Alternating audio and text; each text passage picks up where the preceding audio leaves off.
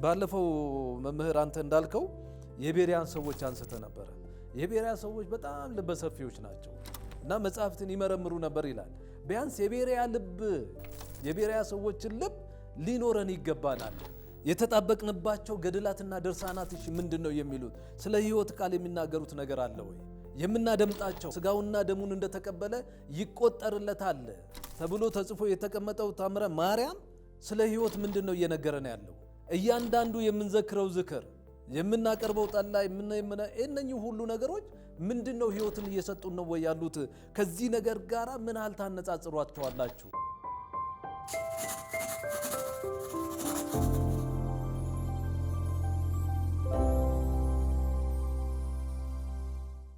በጌታችንና በመድኃኒታችን በኢየሱስ ክርስቶስ የከበረ ሰላምታ ሰላም እንላችኋለን። ውድ አድማጮቻችን፣ ተከታታዮቻችን ዛሬ ተመልሰን መተናል። ከባለፈው የጀመርነውን መርሃ ግብር የምንቀጥል ይሆናል። ይህ እርሱን ስሙት መርሃ ግብራችን ነው። እንግዲህ መምህር ብርሃኑ ዛሬም አብረናለን። በቀጣይ መልእክተኛውን ባለፈው ፕሮግራም እንደተመለከትን ሁሉ አሁን ደግሞ መልእክቶቹን የምናይ ይሆናል። መልእክቶቹ ምንድናቸው? መልእክቶቹ ምን ናቸው የሚለውን የምንወያይበት የምንነጋገርበት ይሆናል። ውድ አድማጮቻችን ልብ ብላችሁ እንድታደምጡ እንነግራችኋለን። የምንነግራችሁ መልእክት የኛን አይደለም፣ የሕያው እግዚአብሔር መልእክት ነው የምንነግራችሁ። ጌታችን መድኃኒታችን ኢየሱስ ክርስቶስ ይዞልን የመጣውን መልእክት ነው የምንነግራችሁ። እግዚአብሔር እንዴት እንደሚወደን፣ እግዚአብሔር ለኛ ምን ያህል ራሱን መስጠት እንደሚፈልግ የሚያሳይ የሚነግረንን ነገር ነው የምንነግራችሁ። እግዚአብሔር አይወደንም ብለን የምንል ሰዎች ካለን እግዚአብሔር እንደሚወዳችሁ ዛሬ በመልእክቱ ውስጥ የምንገልጽላችሁ ይሆናል። ስለዚህም እንነግራችኋለን። ወደ እግዚአብሔር ተመለሱ፣ ወደ እግዚአብሔር ኑ። ግድ የለም አባቶችም መምህራኖችም በተለያየ የስልጣን ተዋረድ ላይ ተቀምጣችሁ በቤተ ክርስቲያኗ ውስጥ ያላችሁ ሰዎች በሙሉ ይህንን መርሃ ግብር የምትከታተሉ በሙሉ እባካችሁን የክርስቶስን መልእክት በትክክለኛው መንገድ ለሕዝቡ እንድታደርሱ በጌታ ፍቅር ነው የምንለምናችሁ። እንደኛ ነገር ይህ ሕዝብ መዳን አለበት። ይህ ሕዝብ የመጣለትን መልእክት ማወቅ አለበት። ይህ ሕዝብ ስለ ኢየሱስ በደንብ አድርጎ መረዳት አለበት። ኢየሱስ ያመጣውንና የተናገረውን መልእክት ይህ ሕዝብ በደንብ አድርጎ መገንዘብ መቻል አለበት። እንዲሁ በጨለማ ሊኖር የተገባ ሕዝብ አይደለም። በእግዚአብሔር መልክና ምሳሌ የተፈጠረ ሕዝብ። እግዚአብሔር ልጁን ወደዚህ ሲልክ፣ ወደ ጨለማው ዓለም ሲልክ ዝም ብሎ አይደለም። በጨለማ ላለው ከእግዚአብሔር ለተለየው ሕዝብ መልሶ የገዛ ሕዝቡ ሊያደርገው ስለፈለገ ነው። ግድለም ለእግዚአብሔር ቃል ብትታዘዙ መልካም ነው። የእግዚአብሔርን ቃል ለማድረግ እግዚአብሔር ይርዳችሁ። ውድ አድማጮቻችን መርሃ ግብራችን አሁንም እንደቀጠለ ነው። ከመልእክቶቹ መካከል መምህር እንኳን በሰላም መጡ። የባለፈውን ውይይታችንን ዛሬም የምንቀጥል ይሆናል። ዛሬም ለሕዝባችን መረዳት ያለበትን ነገር የምናቀርብ ይሆናል። በዚህም ጉዳይ ላይ መልእክቶቹን የምናይ ይሆናል። መልእክተኛውን አይተናል። መልእክተኛው መጥቷል።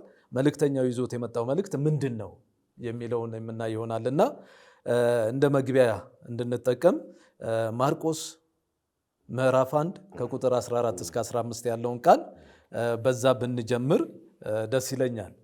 እንዲህ ይላል። ዮሐንስም አልፎ ከተሰጠ በኋላ ኢየሱስ የእግዚአብሔርን መንግሥት ወንጌል እየሰበከና ዘመኑ ተፈጸመ፣ የእግዚአብሔር መንግሥት ቀርባለች፣ ንስሐ ግቡ፣ በወንጌልም እመኑ እያለ ወደ ገሊላ መጣ ይላል። እንግዲህ አንዱ መልእክት ይሄ ነው። የእግዚአብሔር መንግሥት ቀርባለችና ምን በሉ ነው? ንስሐ ግቡ ነው።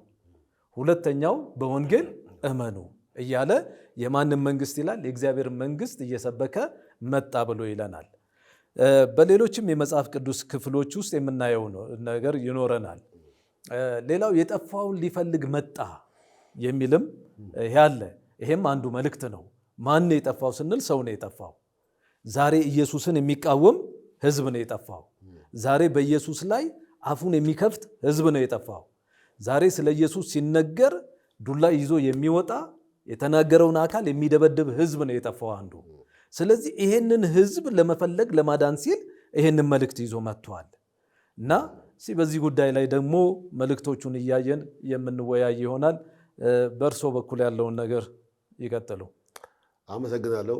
ዛሬም በድጋሚ በዚህ ርዕሰ ጉዳይ ላይ እንድንወያይ እድል ስላገኘው ከልቤ አመሰግናለሁ። የተነሳው ርዕስ ትንሽ ጠበቅ ያለ ጠንከር ያለ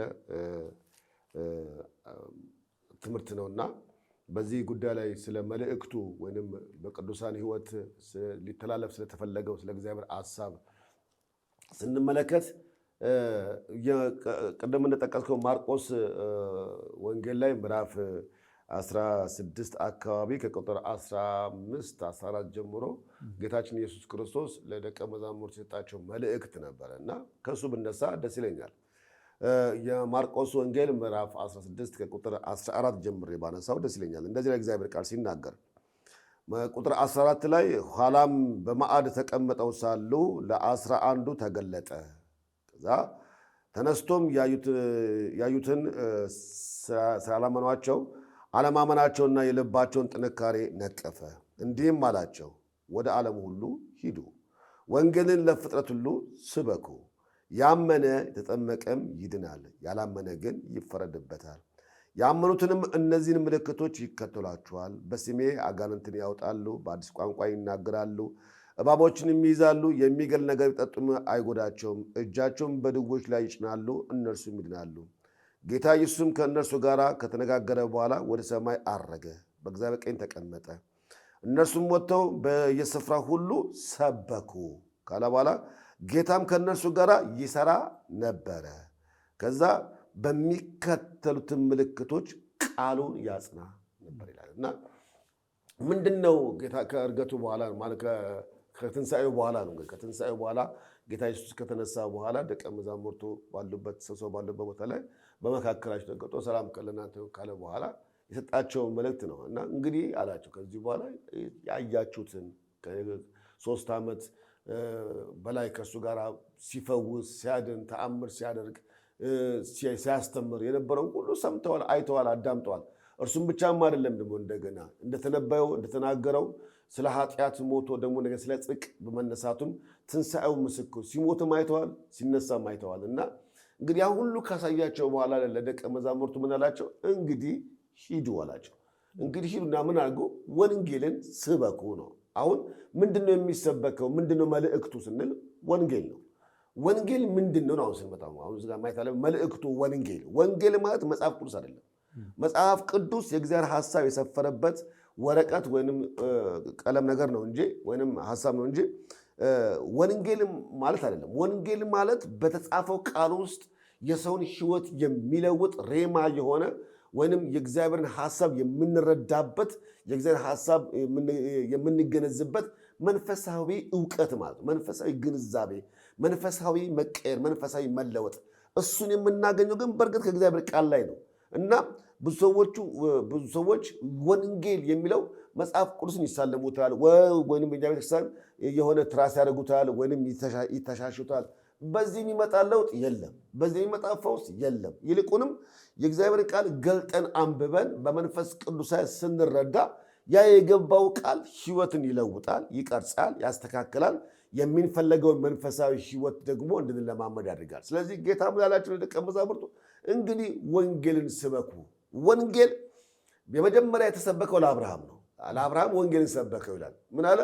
ምንድነው የሰበከው ስንል ባንተ የምድር አሕዛብ ይባረካሉ። ይህንንም ወንጌል ለአብርሃም ሰበከው ይላል። አሁን ወንጌል ምንድነው ስንል የበረከት ቃል ነው ማለት ነው። አሁን እንደ ዕብራይስጡ የወንጌሉ የበረከት ቃል ነው። የግሪኩ ቃል ግን የዋንጌሊዮን ይዋል። የዋንጌሊዮን የሚለው የግሪኩ ቃል ምንድነው? እሱ የምስራች ወይንም አዲስ ዜና መስማት ወይንም በአንድ አዲስ ነገር መደመም ወደሚለው ትርጉም ያመጣዋል እና የብሉይ ኪዳን እንደጨረሰውና ለአብርሃም ወንጌልን ሰበከው ሲል የመባረኪያው ምንጩን ነገረው። መባረኪያው ምንጩ አብርሃም አንተነትን ሳይሆን በአንተ ውስጥ ያስገባውት ቃልና የገባውት ኪዳን ነው። ስለዚህ በዛ ኪዳኑ ሰው ሲገባ የአብርሃም በረከት ያገኘዋል። የአብርሃም በረከት ያገኘዋል ማለት ከአሕዛብ ላይ የሚወርደው ቁጣ፣ በአሕዛብ ላይ የሚመጣው የእግዚአብሔር ፍርድ በእስራኤል ላይ እንዳይገለጥ በመገረዝ በተደረገ ኪዳን ከዚህ ቁጣ የሚያመልጡበትን እድል ለእስራኤላውያን ሰጣቸው። ስለዚህ በዚህ እውነት ከቁጣው ማምለጥ ብቻ ደግሞ ሳይሆን ቢዘሩ ሊበቅልላቸው፣ ቢናገሩ ሊሰምርላቸው፣ ቢያንኳኩ ሊከፈትላቸው፣ ኤሎይ ብለው ቢጮሁ ሊገኝላቸው የሚችለውን መንፈሳዊ ነገር ማግኘት የሚችሉበትን እድል አመቻቸላቸው። ስለዚህ ችግር ሲያጋጥማቸው እግዚአብሔር የሚታደጋቸው፣ ከፍልስጤማውያን የሚታደጋቸው፣ ከወረራቸው ከአጥፊው የሚታደጋቸው ስሙን ስለሚጠሩ ኪዳን ስላለው፣ ስለዚህ እግዚአብሔር አምላክ ለቃሉ ላወጣው ቃል ደግሞ ታማኝ አምላክ ስለሆነ በዚህ ምክንያት ላይ መሞት፣ መጥፋት፣ መውደም የሚገባቸው እስራኤላውያን ጥቂት ሆነው ሳሉ ግን ተባርከው ዘራቸው በስቶ የዘሩት በቅጦላቸው እንደውም በሞገስ በግርማ ሞገስ የአሕዛብን ነገሥታት እየገለበጡ ጣዖታቸውን እየመቱ አንገታቸውን እያስደፉ የእግዚአብሔር የሞገሱ የመታየው መገለጫ ሆኖ እናያቸዋለን። ወንጌል ማለት በእግዚአብሔር ሕልውና ውስጥ መገኘት ማለት እና ይሄ ወንጌል ነው። ስለዚህ ምናቸው ጌታ ምን አላቸው? አሁን እናንተ ያለ ርኅራኄ ተባርካችኋል። ኢየሱስ ክርስቶስን በማወቅ እርሱን በማግኘት የመሰለ ትልቅ በረከት ለዚህ ሕዝብ የለም። እግዚአብሔር አምላክ አንድ ሰውን ልባርከው፣ ከልቤ ልባርከው፣ በቃ ወድጄዋለሁና ልባርከው ካለ የሚባርክ መኪና አይደለም የሚሰጥህ፣ ቤት አይደለም የሚሰጥህ፣ ልጁን ነው የሚገልጥልህ። በልጁ ውስጥ ሀብት አለ፣ በልጁ ውስጥ በረከት አለ፣ በልጁ ውስጥ መንፈሳዊ እረፍት አለ፣ በልጁ ውስጥ ከኃጢአት ቀንበር ነፃ መውጣት አለ። ስለዚህ ፓኬጅ ነው ወንጌል። ስለዚህ ወንጌል የሚሰበክበት ትልቁ ሚስጥር የሰውን ሁለንተና ስለሚዳስስ ነው። የሰውን ሁለንተና ስለሚነካካ ነው። ሌላው ከዚህ ባሻገር ወንጌል ባውንደሪ የለውም፣ ነገድ የለውም፣ ዳርቻ የለውም። የዚህ ቤተ ክርስቲያኑ የዚህ ተቋም ነው ተብሎ አይባልም። የእግዚአብሔር መንግስት ነው።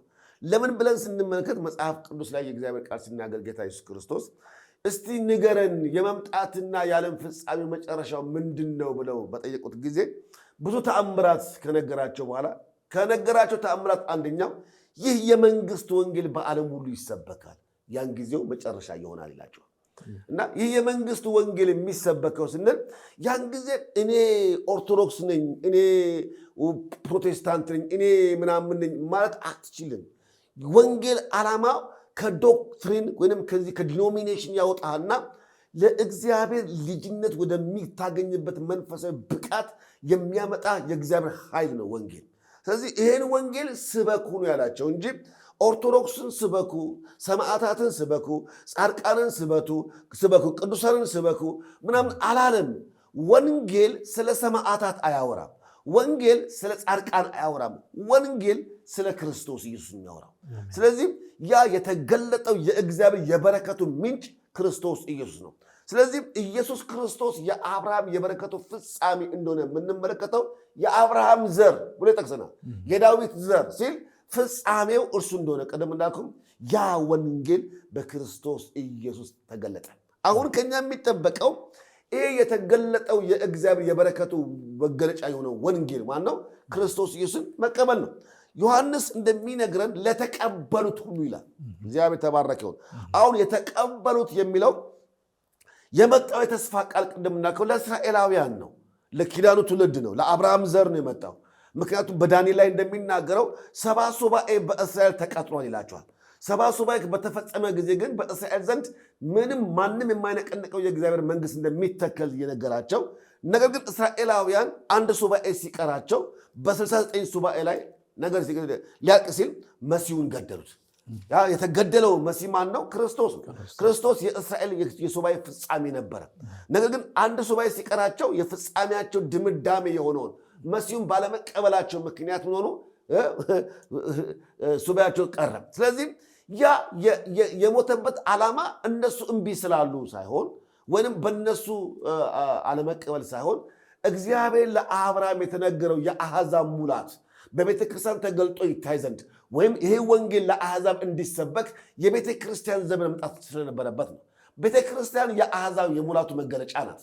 ስለዚህ እኔና አንተም የዳነው ይህ ወንጌል እውነት ነው፣ ክርስቶስ ኢየሱስ ስለ እኔ ሞቷል፣ ስለ ኃጢአቴ ደሙ አፍሷል፣ ዋጋ ከፍሎልኛል ብለን ስላመንን ለእስራኤል የተሰጠው የልጅነት ስልጣን እኔና አንተ በማመን ተቀዳጀ ነው።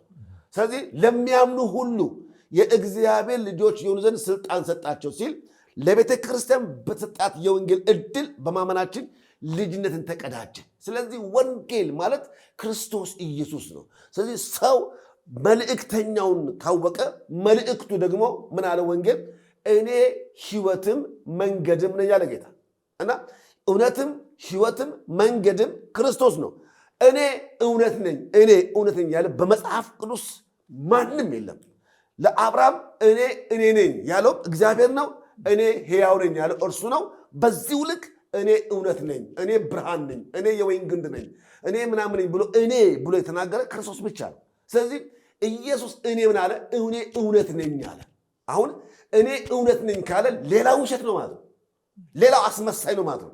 በዚህ ሰዓት ህዝበ ምዕመናኑን እንዲሰማን የምንፈልገው ከእግዚአብሔር ቃል ውጪ ለመንፈሳዊ ዓለም እውነት የለም። የእግዚአብሔር ቃል ያለን ነው እርሱ ትክክል።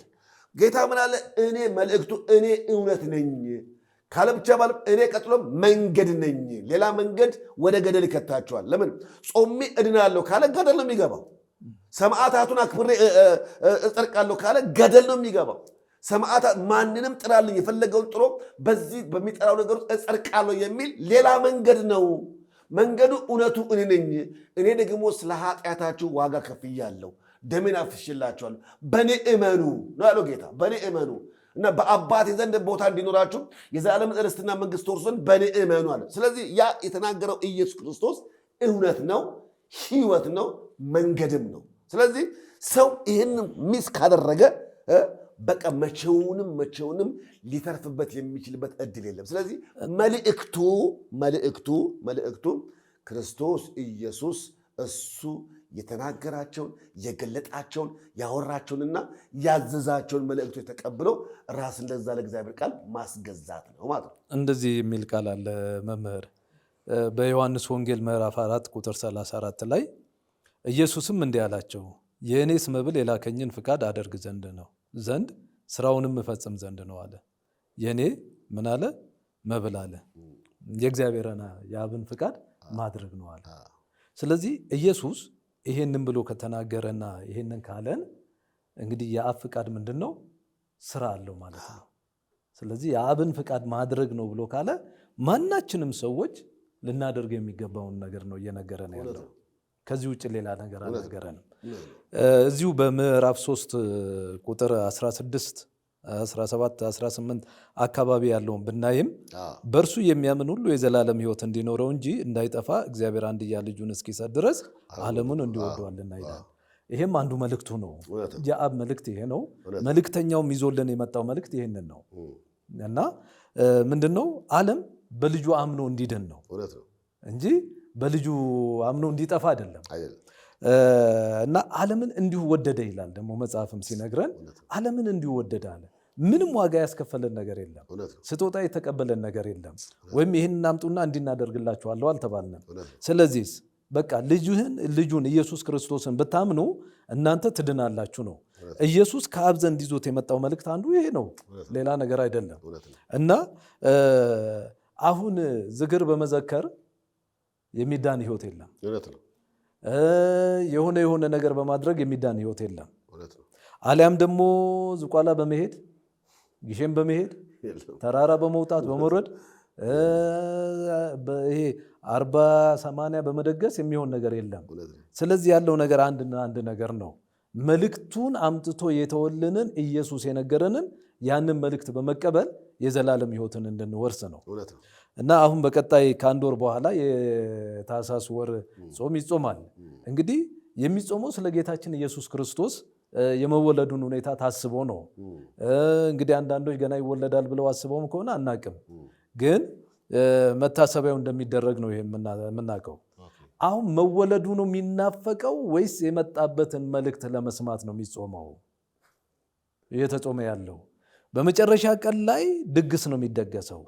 ሰው የተወለደውንና መልእክቱ ጋር ሳይሆን ትልቁ ችግሩ ፍላጎቱ ያለው ያ 29 ወይም 28 ደርሶ ገና በዓል ተከበረ ተብሎ አሸሼ ገዳሚውን ነው። እና የትኛው ላይ ነው ህዝባችን ያለው?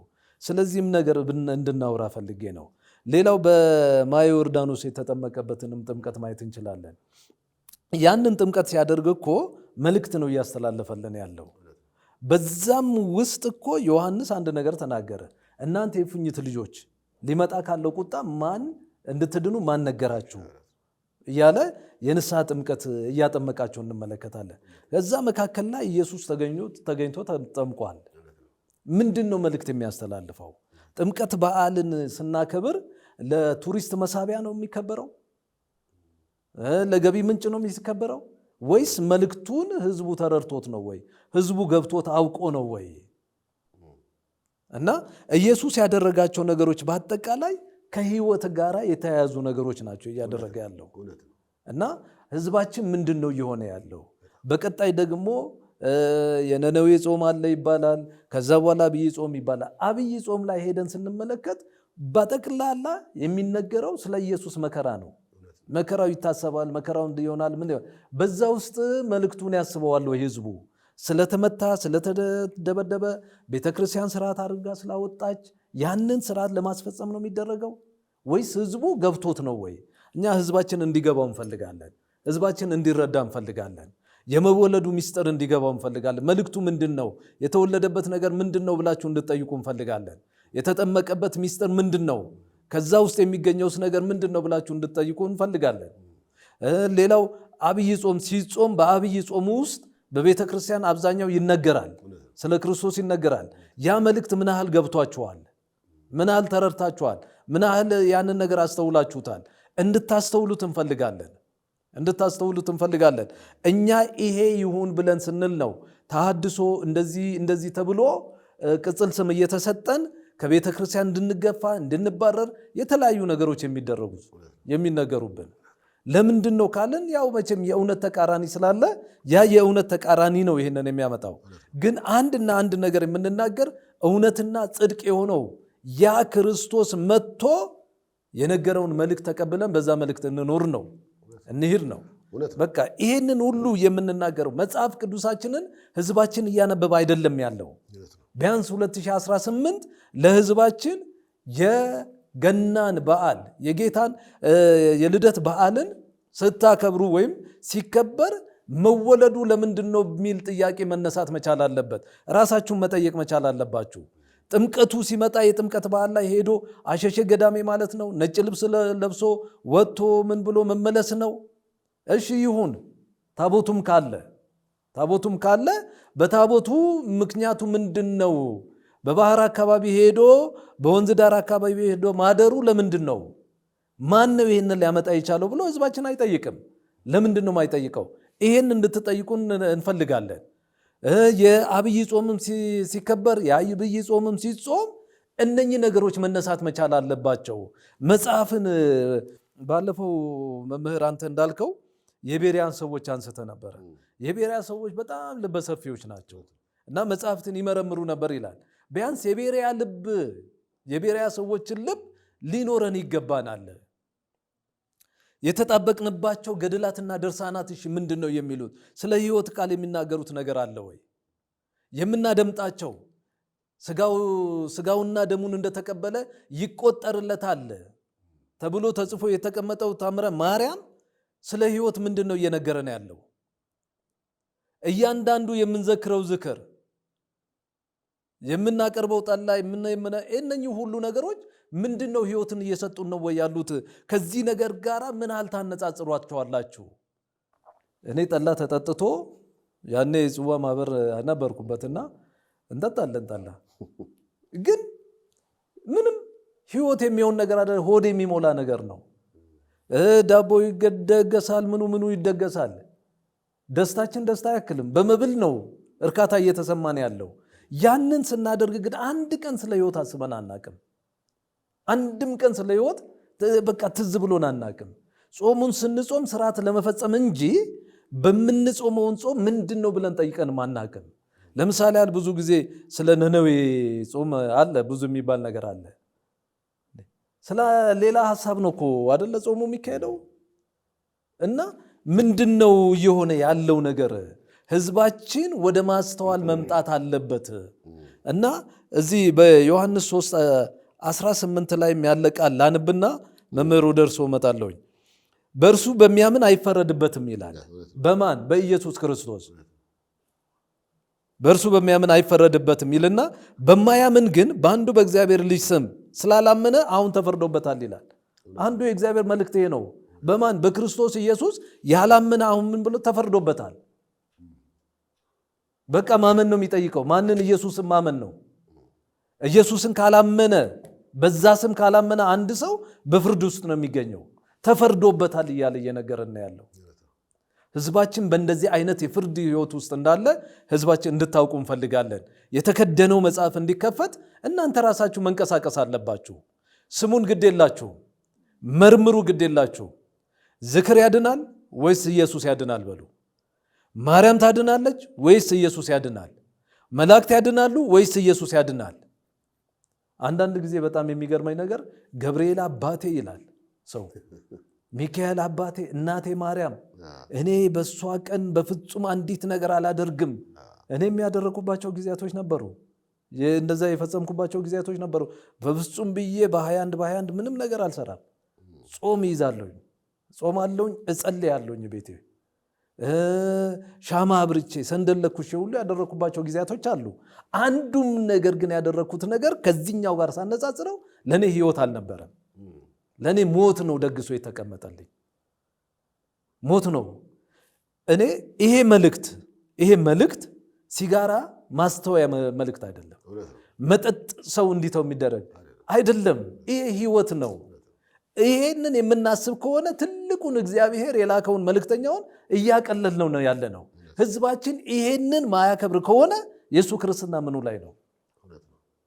ቤተ ክርስቲያን ይሄንን አጉልታ የማታወጣ ከሆነ የእሷ በክርስቶስ መሰረት ላይ ተመስርቻለሁ ብላ የምትለው ነገር ምኑ ላይ ነው? ምኑ ላይ ነው የሚሆነው? ክርስቶስን ካላማከለ የገብርኤል ቤተክርስቲያን፣ የሚካኤል ቤተክርስቲያን፣ የምናምን ቤተክርስቲያን ተብሎ ይታነጻል። አቡነ አረጋዊ ምናምን ተብሎ ይታነጻል። ይሄ ነው ወይ የእግዚአብሔር ሐሳብ? ይሄ ነው ወይ የኢየሱስ ክርስቶስ ዋጋ መክፈል? ይሄ ነው ወይ መልእክቱ? ህንፃን የመገንባት ከሆነ ድንጋይ በድንጋይ ላይ ሳይፈርስ አይቀርም ብሎናል። አይቀርም ብሏል። በቃ ነገረን። ህንፃው አይደለም የሚሄደው፣ የሚፈለገው ሰው ነው። ማዕከሉ ሰው ነው። ስለዚህ ሰው ይሄንን በክርስቶስ ኢየሱስ ካላመነ፣ በዚህ መልእክት ካላመነ በፍርድ ውስጥ እንዳለ ካሁኑ ቁርጡን ሊያውቅ ይገባዋል። እና መምህር እርስዎ የሚሉትን ተጨማሪ ነገር ይበሉንና ወደ ቀጣይ ክፍሎቻችን እንሄዳለን። ደህና አብዛኛውን ነካክተዋልና መጨመሪያው ምናልባት እነዚህ የሚከበሩ በዓላትን ከማወቅና ትርጉማቸውን ከመረዳት ጋር ተያይዞ ያለው ልዩነት ነው። እሱን ምናልባት ትንሽ እንደው ነካርጌ ማልፎ እንጂ አብዛኛውን ነገር ስላልከው መድገም የሚያስፈልግ መስሎ አልታየኝም። እና እንዳልከው አሁን ከፊት ለፊታችን የጌታችን ኢየሱስ ክርስቶስ የልደት መታሰቢያ በዓል ይደረጋል እና በየዓመቱ ልደት ማታሰቡ ችግር የለውም፣ ያን ያህል የለውም እና ግን ከዛ ከመታሰቡ ጋር ተያይዞ የሚደረጉት ስርዓቶች ግን ምንድነው ትርጉማቸው? ምንድነው መልእክታቸው? ምንድነው የሚሰጡት ለቅዱሳኑ የሚሰጡት መልእክት ወይንም በሰው ልጅ ሕይወት ውስጥ ያላቸው ድጉል ድርሻ ምንድነው የሚለውን ነገር ማየት ይጠበቃል ብዬ አምናለሁ።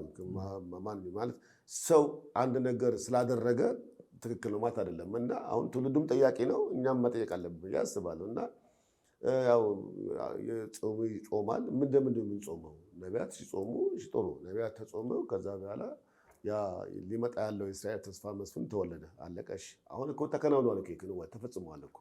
ስለዚህ አሁን ጌታችን ኢየሱስ ክርስቶስ ዳግም እንዲወለድ እኮ አንጸልይም። አሁን እኮ ዳግም እንዲመጣ የምንጸልይበት እድል ያለ አይመስልም። እንደው እዚህ ጋር ጥሩ ነው እርስዎ አሁን እንዳነሱት፣ በእርግጥ ኢየሱስ እንዲወለድ የጾመ አካል ነበረ። ያው በቤተክርስቲያን አባባል ነቢያት ጾሟል የሚባለውና የነቢያት የትኞቹ ነቢያት እንደሆነ ብዙ ዝርዝር ባልገባም ግን የጾመ ነቢያት ሲሉ ያው ሊመጣ ስላለው ስለ እስራኤል ተስፋ ስለ እስራኤል መስፍን ይጾሙ ይጸልዩ ነበር። ከዛ በኋላ ነው ቅደምና ሰብአ ሰገል መጥተው ያንን ሕፃን በቤተልሔም ተወልደው ባዩ ጊዜ ያው ከዳንኤል ጋር ለማገናኘት የሚጣርበት ነገር አለ። ከዚህ ከሰባ ሱባኤ ጋር ነቢያት የሚሉት ከነሱ ጾም ይጸልዩ ነበር። ከዛ ያ የመጣው መሲህ ግን እነሱ በሚጠብቁበት መንገድ አይደለም የመጡት። እነሱ ከእስራኤል ከሮም ቅኝ ግዛት ነፃ የሚያወጣቸው ልክ እንደ ማንኛውም ነገስታት ታሪካችን የሚለውጥላቸው በቤተ መቅደሱ በዚህ አሁን አላስካ የሚገኘው ፍልስጤሞች የገነቡት መስጊድ አለ። በዛ ላይ ሄሮድስ የሰራው ቤተ መቅደስ ነበረና እሱ ፈርሷል እና በዛ ተገልጦ በቃ ነፃነታቸውን የሚያቀዳጃቸው ነበር የጠበቁት። የመጣው ግን መሲህ በቤተልሔም የተወለደ ማረፊያ የሌለው በከብቶች ግርግም የተወለደ አንድ ምስኪን ሴት የጸነሰችው ባለቤቷ ሙጮኛ የሚባለው ዮሴፍም ጠራቢ አናጤ ነበረ እና በፍጹም ሊቀበሉት አልቻሉም። እና ያ እግዚአብሔር አምላክ ካልተገለጠ ካላበራልን በስተቀር ሰብአ ሰገልም ኮከብ አይቶ ነው። እነሱ እነዚህ ኮከብ ቆጣሪ የሚባሉት በዚህ በበረሃ ውስጥ የሚኖሩ ሰዎች እና ይህን ጉድ ለመመልከት የኮከቡን ድምቀትና ተለቅነት እያዩ ተከተሉት። እሱንም በቤተልሔም አገኙት። ያ ኮከብ ማለት ግን እዛ ቤተልሔም ተኝቶ የነበረው ሕፃን ነው እንጂ ሌላ ተአምራትና ምልክት አይደለም። እና ሄሮድስ ቤት ሲገባ የሚጠፋ እነሱ ከሄሮድስ ቤት ሲወጡ የሚገለጠው ያ የእግዚአብሔር ልጅ ክርስቶስ ኢየሱስ ነው። እና እሱ የንጋት ኮከብ የአጥቢያ ኮከብ የተባለ በተለያየ አቅጣጫ ተገልጦ እናየዋለን በስም ውስጥ። እና ዞሮ ዞሮ ግን ነቢያቱ በምንም መልኩ ይጾሙት ይጸልዩት ጥሩ ችግር የለም። ያ ታሪክ ተፈጽሟል። አሁን ኢየሱስ ክርስቶስ እኮ ዳግም እንዲወለድ ምንጾም መጸለይ አይመስለኝም። እና ይልቅ በእኔ ልብ እንዲወለድ ይልቅ በማህበረ ምዕመናን ውስጥ ልብ እንዲወለድ እግዚአብሔር አምላክ አይነ ልቦናችን እንዲከፍትን እዝነ ልቦናችን እንዲከፍትን መጾም መጸለይ እንደ ቤተክርስቲያን ይጠበቃል። እባክህ ጌታ ግለጥልኝ አንተነትን አብራልኝ በውስጤ አንተ እንድትገባ መንፈስ ቅዱስ እርዳኝ ብሎ ቤተክርስቲያን መጸለይ ያለባት ጥሩ ነው። ከዛ እንግል ከሆነ ግን አይደለም። እና ምክንያቱም ተያይዞ ቅዳሴ ይገባል፣ ሌሊት ቅዳሴ ይገባል። ከዛ በኋላ ቀን ማህሌት ይደረጋል። ከዛ ቅዳሴ ይገባል።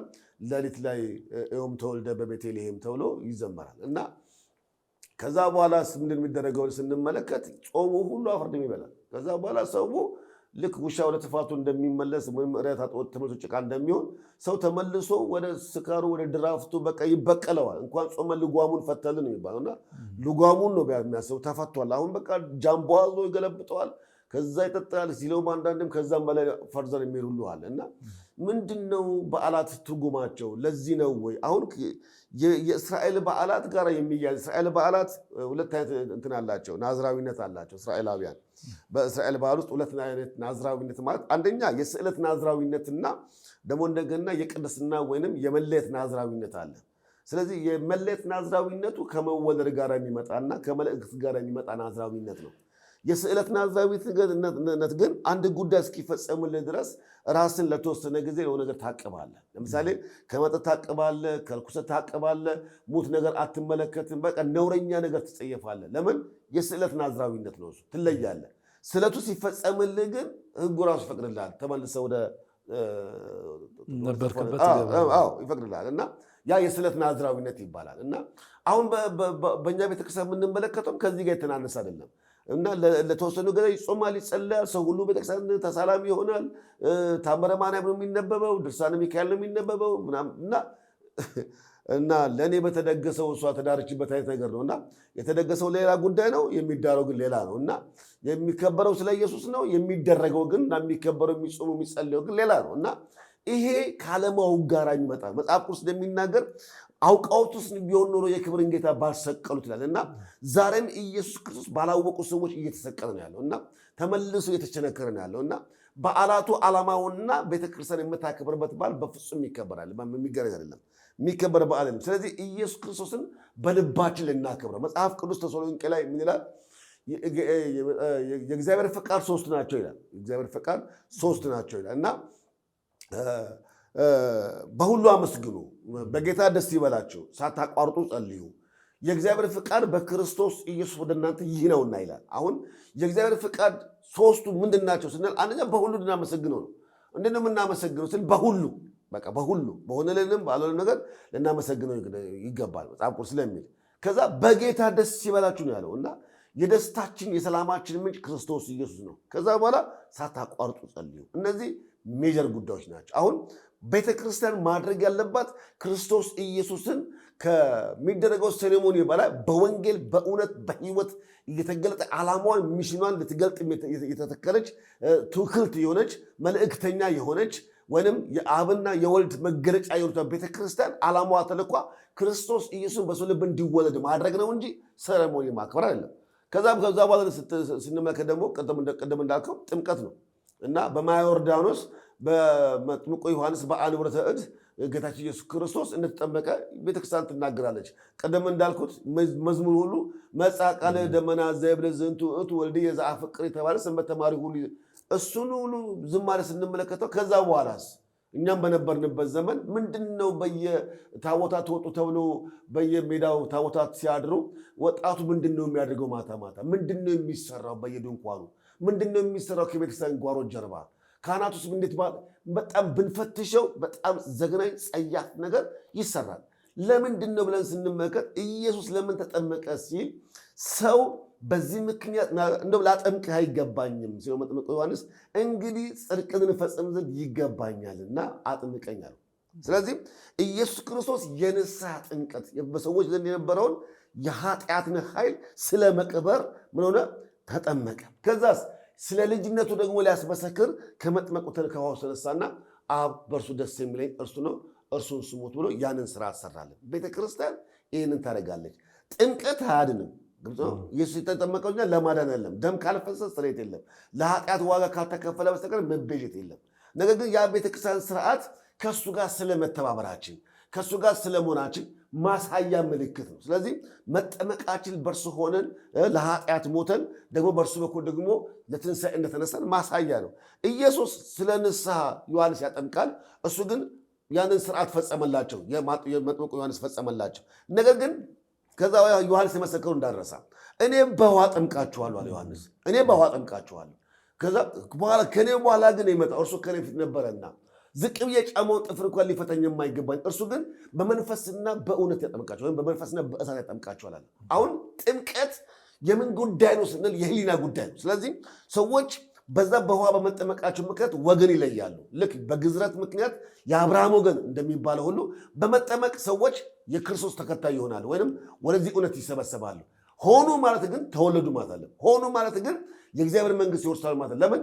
ገና ስለ ኃጢአት ስርየት ደም አልፈሰም፣ ገና የኃጢአት ኃይል አልተቀጣም፣ ገና ስጋ ዋጋውን አላገኘም። ስለዚህ ኢየሱስ ክርስቶስ መጽሐፍ ቅዱስ እንደሚናገር ስጋን ከነመሻቱ ጠርቆ በመስቀል አስወገደው ይላል። ስለዚህ ያ የኃጢአት ዋጋ በክርስቶስ ስለተሻረ ከዛ በኋላ ሰው ሁሉ ከኃጢአት ባርነት ነፃ መውጣት የሚችልበትን እድል በክርስቶስ ኢየሱስ በመስቀል ላይ ተሰራለ። ይሄ ስለ ኃጢአት ዋጋ የተከፈለ ነው። ስለዚህ ቤተክርስቲያናችን ዋናውን ነገር ስታ መንገዱ ላይ ነው ቆመችው። ስለዚህ መተባበሩ ላይ ስለዚህ ይዘመራል። ኢየሱስ ተጠመቀ በዮርዳኖስ ምናምን፣ ከዛ በኋላ ግን ህይወት የለም። ስለዚህ እነዚህ ስርዓቶች እንደ እግዚአብሔር ቃል እውነት ነው እንዳልከው ሊስተካከሉ ሊቃኙ ይገባል። አንድ ነገር ልንገር። እዚህ የሐዋርያት ሥራ ላይ ቀደምና ስለ መዳን ሲናገር የሐዋርያት ሥራ ምዕራፍ 2 ላይ የእግዚአብሔር ቃል አንድ ነገር ይናገራል። ከፍ ብዬ ከቁጥር 11 ላብበው። እንደዚህ ይላል፣ እናንተ ግንበኞች የናቃችሁት የማዕዘን ራስ የሆነው ይህ ድንጋይ ነው፣ መዳን በሌላ በማንም የለም፣ እንድንበት ዘንድ የሚገባን ለሰዎች የተሰጠ ከሰማይ በታች ሌላ የለም ይላል። ስለዚህ መዳን በጥምቀት አይደለም። መዳን ታቦት ይዞ ወይንም ከበሮ ይዞ ወይንም እዛ ያነጠፉ አይደለም። መዳን በማንም በሌላ የለም አለ። የመዳን መንገዱ ክርስቶስ። ሰው ኢየሱስን ካላወቀ ሰው በስርዓት በዓላት በማክበር ልደት በለው ጥምቀት በለው ትንሣኤ በለው የፈለግከውን አክበር፣ ሌቱን ሙሉ 48 ሰዓት ቅኔ ማለት በለው ዋዜማ በለው ዜማ በለው የፈለግከውን ብትጮህና ብትዘምር የመዳን መንገድ በዛ ውስጥ የለም። የመዳን መንገድ ያለው እግዚአብሔር አብ ያለ ርኅራኄ በገለጠው በልጁ በክርስቶስ ኢየሱስ ነው።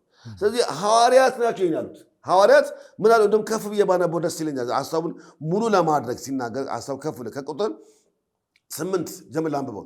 እናንት የሕዝብ አለቆችና ሸማግሎች እኛ ዛሬ ለድውዩ ሰው ስለተደረገው መልካም ሥራ ይህ በምን እንደዳነ ብንመረመር እናንተ በሰቀላችሁት እግዚአብሔር ግን ከሙታን ባስነሳው በናዝሬቱ በኢየሱስ ክርስቶስም ይህ ደህና ሆኖ በፊታችሁ እንደቆመ ለእናንተ ለሁላችሁ ለእስራኤልም ሕዝብ ሁሉ የታወቀ ይሁን ካሉ በኋላ እናንተ ግንበኞች የናቃችሁት የማዕዘን ራስ የሆነው ይህ ድንጋይ እግዚአብሔር ተባረከው።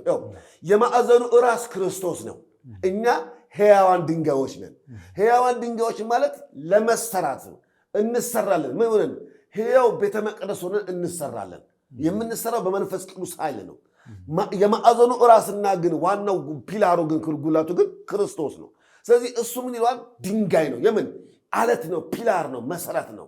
እናንተ ሕያዋን ድንጋዮች ነን ካለ በኋላ ግን የማዕዘኑ ራስ የሆነው ይህ ድንጋይ ነው ይላል። ክርስቶስ ነው። ይሄ የማዕዘን ራስ የሆነው ድንጋይ ክርስቶስ ኢየሱስ መዳን በሌላ በማንም የለም እንድንበት ዘንድ የሚገባ ለሰዎች የተሰጠ ሌላ ስም የለም። ስም ሌላ ስም የለም። ሚካኤል እየበለው ገብርኤል እየበለው ባፈለግከውም በለው እና የለም። ይሄን ያሉት ሐዋርያት ናቸው። ደግሞ በሐዋርያት አስተምሮና መሰረት ላይ ነው ቤተክርስቲያን የታነጸችው። ስለዚህ ከዚህ ትምህርት ውጭ የወጣ የትኛውም ስርዓት ሁሉ ስህተት ብቻም አይደለም፣ ኑፋቄ። ከዚህ ውጭ የሚደረገው በዓላት በለው የትኛውም ነገር ሁሉ ኑፋቄ ነው። መናፍቃን ውጭ አይደለም ያሉት፣ መናፍቃን ውስጥ ናቸው ያሉትና መናፍቃን የእግዚአብሔርን ወንጌል የሚያጣምሙ እግዚአብሔር ያላለውን ነገር የሚያደርጉ እነሱ ስተው ሰውን የሚያስቱ ሰዎች ሁሉ መናፍቅ ብቻ ያመጣናቸው ከሃዲዎች ናቸው የማስበው። ስለዚህ ህዝባችንን ከዚህ እውነት ልናወጣው አይገባም። ስለዚህ ህዝበ ምእምናኑ እንዲሰማን የምንፈልገው ወይንም ቅድም ጥያቄው ወንድሜ እንዳለው ልንረዳና ልናውቅ የሚገባው ጉዳይ ይሄ የጴንጤዎች አይደለም። ይሄ የሙሉ ወንጌል የመሰረተ ክርስቶስ ጥሯች የነሱ አይደለም። እሱ ይሄ ብቻ አይደለም፣ ቃሉ ብቻ አይደለም። ራሱ ክርስቶስ ኢየሱስ ጴንጤ አይደለም። ኢየሱስ ክርስቶስ ሙሉ ወንጌልም አይደለም፣ ሌላም ኢቭን ኦርቶዶክስ እንኳን አይደለም። ኢየሱስ ከሰማይ የመጣ የሕያው የእግዚአብሔር ልጅ ነው፣ መድኃኒት ነው።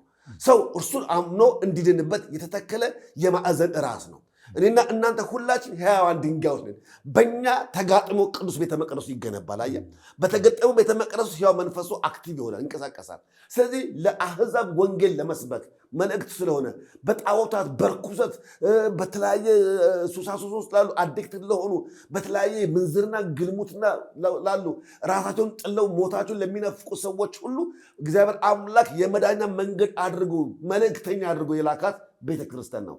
ቤተክርስቲያን ማለት ቀደም እንዳልከው ጉልላቱ፣ ጣራው፣ ግድግዳው፣ አውደ ምሕረቱ ወይንም ማርገጃው ምናምን አይደለም። ሕያው ቤተ መቅደስ የሆነው እኔና አንተ ነን። እኔና አንተ የሕያው የእግዚአብሔር ቤተ መቅደስ ነን። በእኔና በአንተ በኩል መልእክት የሚተላለፈው መልእክቱ ምንድን ነው ስንል ልክ ሐዋርያት እንዳሉት መዳን በሌላ በማንም የለም፣ እንድንበት ዘንድ የተሰጠን ሌላ ስም የለም። ይሄ ነው። ወይም ፊልጵስዩስ ላይ እንደሚናገረው መጽሐፍ ቅዱስ እግዚአብሔርን ለማክበር ኢየሱስ ክርስቶስ ያለክ ዝቅ ዝቅ አለ። እንደውም እሱ ክፍል አውጥቼ ባነበውና ሐሳቤን በሱ ብጠቀልለው የእግዚአብሔር ሰው ተፈቅደኛል፣ ደስ ይለኛል። ፊልጵስዩስ ምዕራፍ 2 ላይ የእግዚአብሔር ቃል በጣም ሁላችሁም እንድታነቡ የምፈልገው ክፍል ቢሆን እሱ ነው እና ምን ይላል ፊልጵስዩስ ላይ የእግዚአብሔር ቃል ሲናገር ሁላችሁም እንድታወጡ ትፈልጋለሁ። ፊልጵስዩስ ምዕራፍ 2 ላይ በክርስቶስም አንዳች ምክር ቢሆን፣ የፍቅር መጽናናት ቢሆን፣ የመንፈስ ኅብረት ቢሆን፣ ምሕረትና ርኅራኄ ቢሆን ደስታዬን ፈጽሙልኝ፣ በአንድ ሐሳብም ተስማሙ፣ አንድ ፍቅርም አንድ ልብም አንድም ሐሳብ ይሁንላችሁ፣ ለወገኔ ይጠቅማል በማለት በከንቱ ውዳሴ ምክንያት አንድ ስንኳ አታድርጉ ካለ በኋላ ነገር ግን ይላል ነገር ግን እያንዳንዱ ባልንጀራውን ከራሱ ይልቅ እንዲሻል በትሕትና ይቁጠር፣ እያንዳንዱ ለራሱ የሚጠቅመውን አይመልከት፣ ለባልንጀራው ደግሞ እንጂ። በክርስቶስ ኢየሱስ የነበረ ይህ ሐሳብ በእናንተ ዘንድ ደግሞ ይሁን። እርሱ አለ በእግዚአብሔር መልክ ሲኖር ሳለ ከእግዚአብሔር ጋር መተካከልን መቀማት እንደሚገባ ነገር አልቆጠረው። ነገር ግን የባሪያን መልክ ይዞ በሰው ምሳሌ ሆኖ ራሱን ባዶ አደረገ። በምስሉም እንደ ሰው ተገኝቶ ራሱን አዋረደ፣ ለሞትም ይኸውም የመስቀል ሞት እንኳን የታዘዘ ሆነ። በዚህም ምክንያት ደግሞ እግዚአብሔር ያለ ልክ ከፍ ከፍ አደረገው፣ ከስሙም ሁሉ በላይ የሆነውን ስም ሰጠው።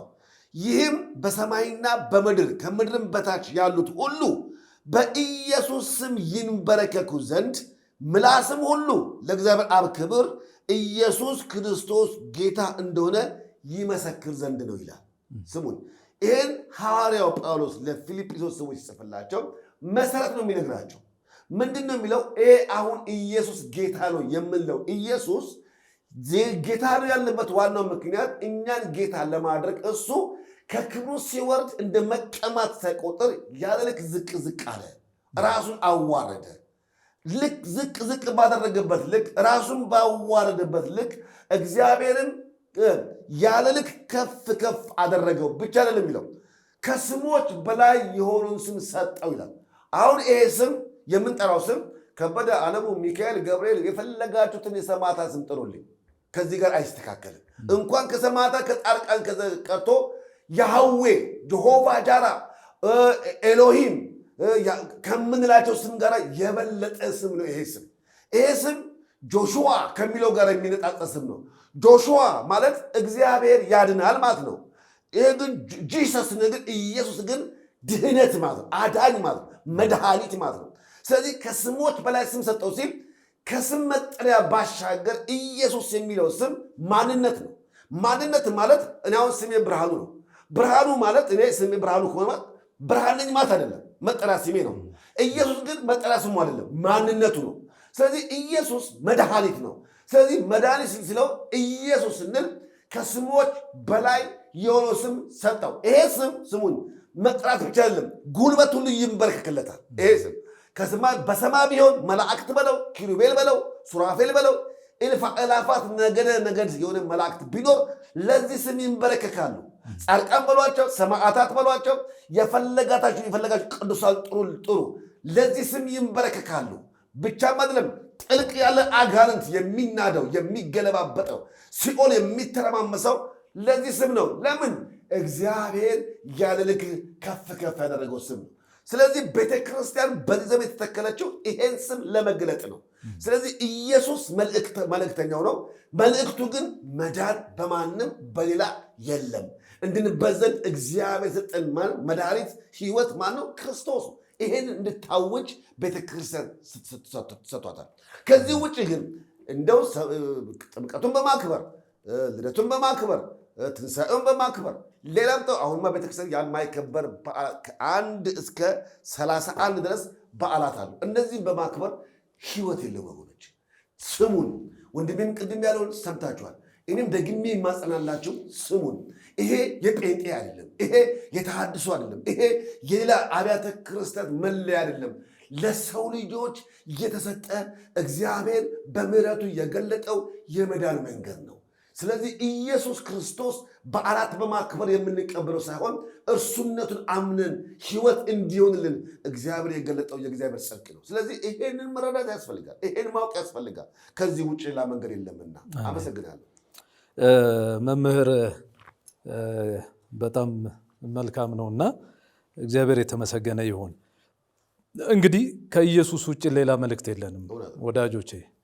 መልእክትን ይዞ መጥተዋል፣ መልእክቱን ሰጥቶናል። አሁን እኛ ደግሞ በተራችን መልእክት ይዘን ወጥተን መልእክቱን እየተናገርን አለንና አሁንም የምንነግራችሁ ነገር በጣም የሚገርመኝ ነገር መጋቢ አዲስ እሸቱ የሚባሉት ሰው በቅርብ ጊዜ ላይ አንድ የተለቀቀ ያየሁት ምንድን ነው የኢየሱስን ስም የሚካኤልም የማርያምም የትኛውም ሊወዳደረው ሊመስለው አይችልም ብሎ አስረግጠው የተናገሩት ነገር አለና የገዛ መምህራኖቻቸው እንኳን ይህንን ይናገራሉ። እና ሌላው ታዲያ ምንድን ነው? ከእውርነት ህዝቡ እንዳይወጣ የከለከለው ነገር ምንድን ነው? በእርግጥ ያስፈራራሉ፣ የእኛ ሰዎች ያስፈራራሉ። ልጅሽ እንደዚህ ሆናል፣ ልጅሽ እንደዚህ ሆናለችና በቃ ከድር ወይም ከቤተ ክርስቲያን ምናምን። አንድ እንደውም የሰማሁት ምንድን ነው የንስሐ አባት አንድ ጥያቄ ተጠየቁና ሲጠየቁ ከዛሬ ጀምሮ እዛ ቤት አልመጣም ብለው ሸሹ የሚሰማውኝ እና በጣም ገረመኝ። ሲፈልጉ የመቃብር ስፍራ ያስፈራራሉ። ያ ጊዜ አይደለም፣ አሁን ያ ጊዜ አልፏል አሁን። ስለዚህ እውነት ነው፣ አይቀበርም፣ አይሸሸግም። ከኢየሱስ ውጭ ሌላ መልእክት የለም እና መልእክቱ እግዚአብሔር አብ ልጁን ኢየሱስን ከቅፉ ሲልክልን ወደዚህ ምድር ሲመጣ ወደ ጨለማው ዓለም ሲመጣ የሰው ልጆች እንዲድኑ የተሰራ ስራ ነው። መልእክቱ የጠፋውን መፈለግ ነው። የዘላለም ሕይወትን መስጠት ነው። ወደ ራሱ መንግስት መመለስ ነው። ይሄ እኮ እግዚአብሔር ለሰው ልጆች ያለውን ፍቅር ነው የሚገልጠው የሚያሳየው። እና ለጌታ ክብር ይሆንላችሁ። እንግዲህ አድማጮቻችን መልእክተኛው ማን እንደሆነ በግልጽ ያየንበት የተመለከትንበት የተረዳንበት ነገር እንደሆነ ግልጽ ነው። እናንተም በዚህ ላይ ያላችሁን አስተያየት መላክ ትችላላችሁ።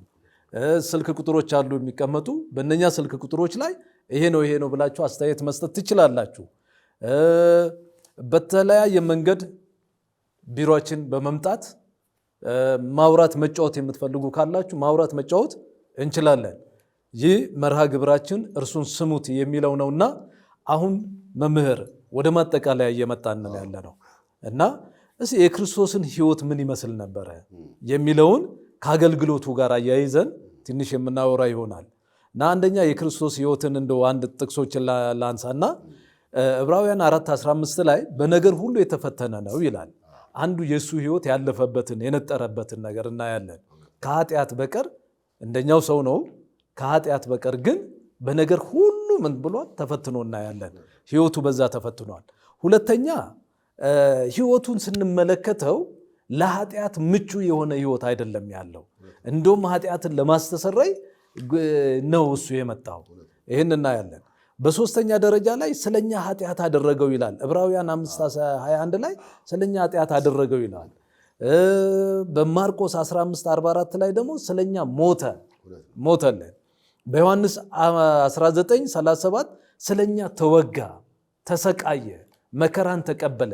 ይሄ ሕይወቱን ነው የሚያመለክተን እና ጥቂት በዚህ በሕይወቱ ዙሪያ ላይ እንደው ህዝባችንም እንዲረዳው ትንሽ ብንነጋገር ደስ ይለኛል። ቀጥታ አገልግሎቱ ኢየሱስ ያገለግልም ነበረ። የማጠቃለያው ላይ ወደ ማጠቃለያችን ላይ ስላለን ነውና የእኛስ ካህናቶች ሕይወታቸው እንዴት ነው? የእኛስ መሪዎች ሕይወታቸው እንዴት ነው? መልእክታቸውስ እንዴት ነው? መልእክቱን ተቀብለውታል ወይ?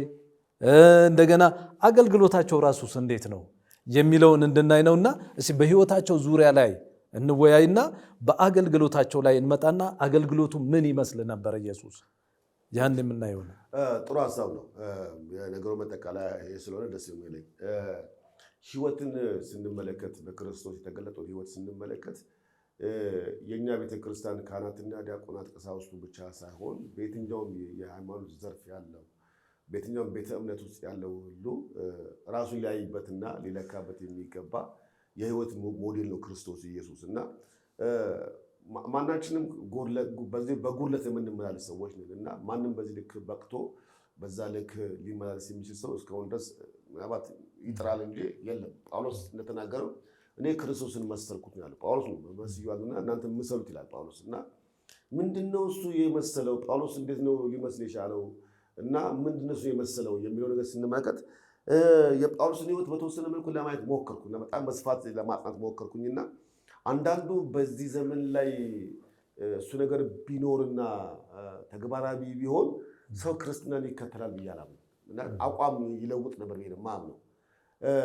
እኛ በጥቂት ነገር እኮ የምናኮርፍ ሰዎች ነን። ካልተሳካለን እኮ አቋም የምንቀይር ሰዎች ነን እና ሕይወት ግን ከቁሳቁስ ጋር ወይንም ከማግኘትና ከማጣት ጋር ከመሆንና ካለመሆን ጋር የሚገናኝ አይደለም።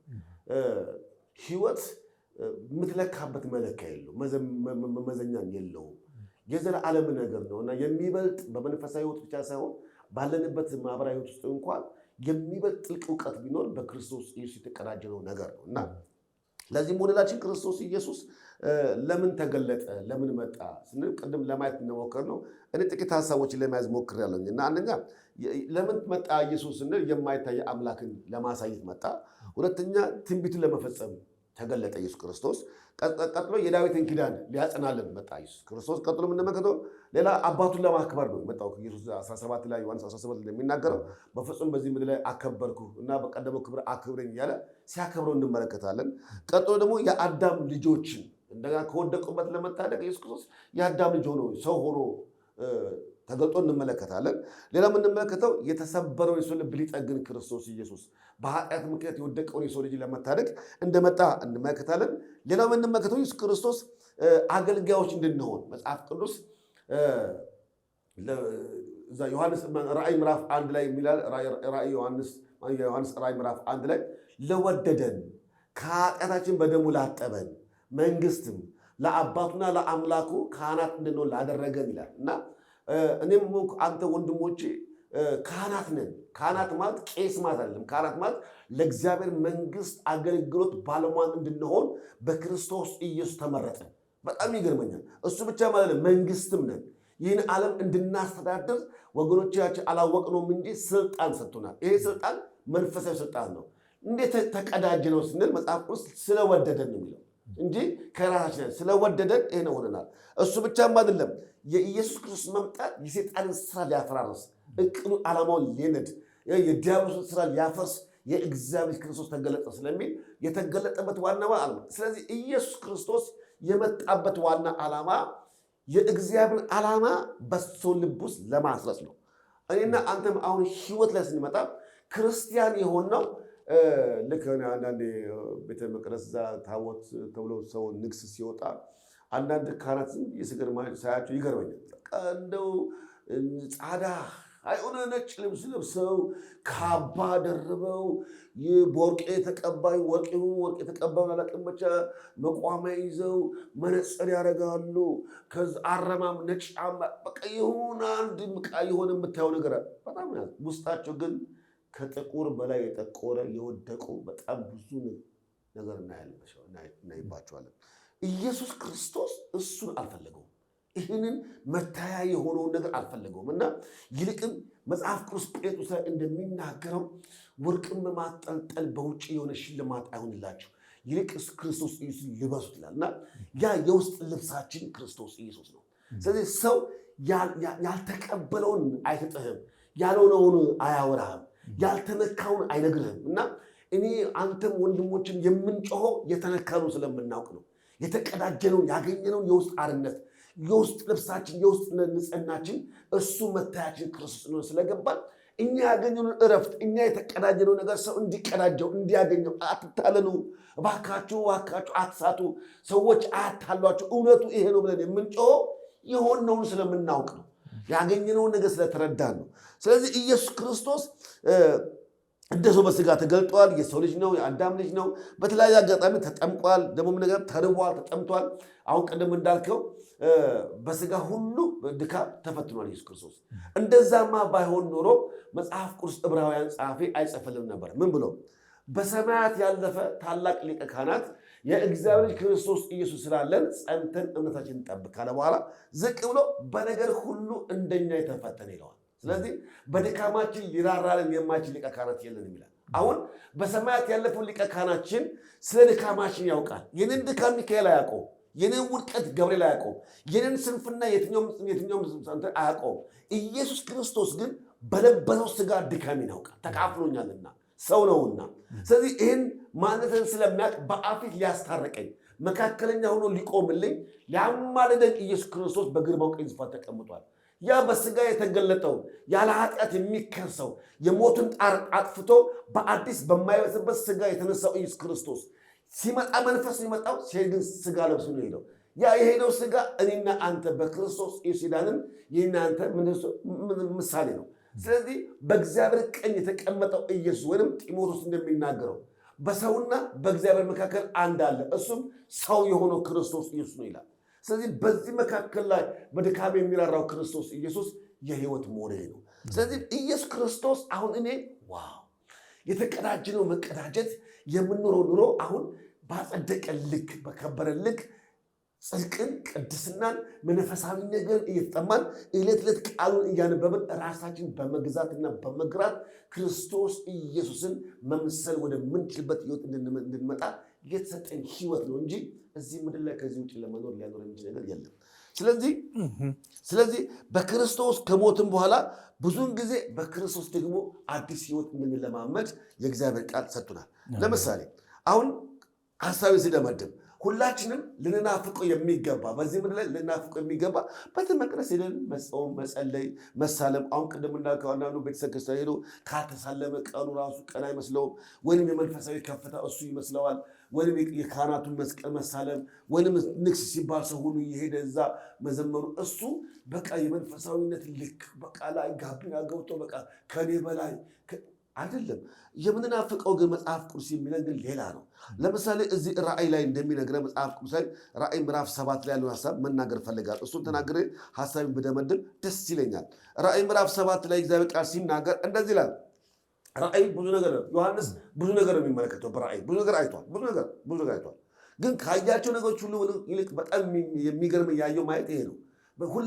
የሁላችን ተስፋ የሁላችን ናፍቆት በዚህ ምለት ተቀበሉ ተቀበሉ፣ እባካችሁ አጠጡ፣ አትስከሩ እና በትምህርት አትወሰዱ፣ ግዴላችሁም እግዚአብሔር ቃል ተመለሱ። ወንድም የሚጮሁ ሌሎች መምህራን በተለያየ አቅጣጫ የሚጮሁት ይሄም አገልግሎት በዚህ ማህበራዊ ሚዲያ በማህበራዊ ሚዲያ አገልግሎቱ በተለያየ መንገድም የምንጮሁና የምንለፈልፈው ወደኛ እንድትመጡ አይደለም፣ ወይም ሌላ ቤተክርስቲያን እንድትሄዱም አይደለም። በእናንተ ምክንያት የምንቀበለውም የምንሰጠው ነገር የለም፣ ግን ህይወት እንዲሆንላችሁ ነው። ከዘላለም ጥፋትና ሞት እንድታመልጡ ነው። ምንድነው ትልቁ ተስፋችን ስንል እዚህ ራእይ ላይ የተቀመጠውን ቃል እሱ ነገር የሚጨርሰው ምንድነው የሚለው? ራእይ ላይ ዮሐንስ በፈጥሞ ደስ የተቀመጠው ሽማግሌው ዮሐንስ በፈጥሞ ደስ የተቀመጠው ራእዩ ተገልጦ ሲመለከት አየሁ ይላል። ምን ከዚህ በኋላ አየሁ። ምንድነው ያየው? አየሁ አንድስ እንኳን ሊቆጥራቸው የማይችል ከህዝብና ከነገድ ከወገንም ከቋንቋም ሁሉ እጅጉ ሰዎች ነበሩ ይላል። በሚመለከተው በሰማያዊ በእግዚአብሔር ዙፋን ፊት ሰው ሊቆጥራቸው የማይችል ምን ማለት ነው? ከአዳም ፍጥረት ጀምሮ እስከ ኢየሱስ ክርስቶስ መምጣት ድረስ አሁን እስካለን ድረስ ወይም እኔና እናንተ ነገ ከነገ ወዲያ እንኳን ብንሄድ የት ገቡ እነዛ ሰዎች? ጻድቃን ሰማዕታት ወይም በጌታ የዳኑ ሰዎች የት ነው የሚገቡት ስንል እዚህ ነው የሚገቡት። የት? የእግዚአብሔር ዙፋን ፊት። ስጋቸው ወደ አፈር ሲያርፍ ነፍሳቸው ግን ወደ ጻድቃን ጉባኤ ወደ አላፋት ወደ በኩራት ጉባኤ ይሰበሰባል። በዚያ ምንድነው አየሁ ይላል። እነዚህ ሰዎች አየኋቸው፣ እልፍ ናቸው፣ እልአፋት ናቸው። ቋንቋ የተለያየ ቋንቋ እግዚአብሔር ተባረከው። ዛሬ በእኛ ቤተክርስቲያን ግዕዝ ካልተናገርን የቤተክርስቲያን ልጆች እስከማይመስሉ ድረስ ነው የሚወገዘው። ወይም ዜማዎቻችን፣ መጽሐፍቶቻችን፣ ነገሮቻችን ሁሉ በግዕዝ እና ግዕዝ በቃ የእግዚአብሔር መንግስት መግቢያ እስኪመስል ድረስ ጋቢና የተቀመጠ ኖ እዚህ ቦታ ነገር ከቋንቋ ከህዝብ ከነገድ አንድ እንኳን ሊቆጥራቸው የማይችል ብዙ ሰዎች ቆሟል አለ። ከዛ በኋላ ሲናገር እነዚህ ሰዎች አለ ነጭ ልብስ ለብሰው ይላል። ነጭ ልብስ ማለት የሀገር ባህል ልብስ ማለት አይደለም ማለት ካህናት የሚደረቡት አይደለም። ነጩ ልብስ ኢየሱስ ነው።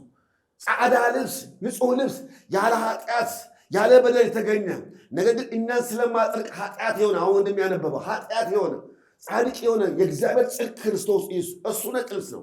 ነጭ ልብስ ለብሰው ካለ በኋላ የዘንባባ ዝንጣፊዎች በእጆቻቸው ይዘው በዙፋኑና በበጉ ፊት ቆመው በታላቅ ድምፅ ጮሁ። እነዚህ ሰዎች ምንድነው የሚጮሁት? ምንድነው ጮኸታቸው? ስንሰማው ምንድነው እንደዚህ ይላል፣ በዙፋኑ ላይ ለተቀመጠው ለአምላካችን ለበጉ ማዳን ነው ይላሉ። ምን አሉ እነዚህ ሰዎች? ነጩን ልብስ የለበሱ በተለያየ ቋንቋ የሚናገሩ ከነገድ ቋንቋ የተዋጁ እነዚህ አንድ ሰዎች የተዋጁ ማለት የተቤጀላቸው ክርስቶስ አንድ ነገር ይናገራሉ። የዳነው በበጉ ነው፣ ማዳን የበጉ ነው፣ ማዳን የኢየሱስ ነው ማለት ለእኛ ነው የሚያውጁት። መድኃኒት ኢየሱስ ነው፣ የመዳን መንገዱ ኢየሱስ ነው። ድህነት በማንም በሌላ የለም። እኛም እዚህ ጋር የደረስነው በኢየሱስ ነው። ጽድቃችን ኢየሱስ ነው። ብቃታችን ኢየሱስ ነው። መዳን በማንም የለም ብለው ሲያውጁ እነዚህ ሰዎች ሲናገሩ ስሙን።